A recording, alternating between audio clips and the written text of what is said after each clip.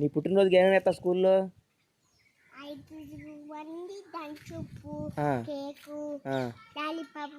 Teacher గారికి ఏమి ఇస్తావురా?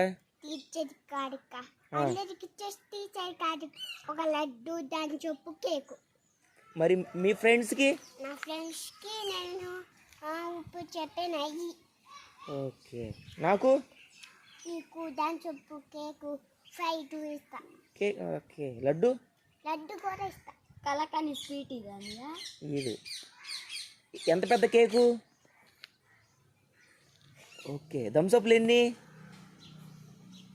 అమ్మో. కేకులు ఎన్ని? లడ్లు?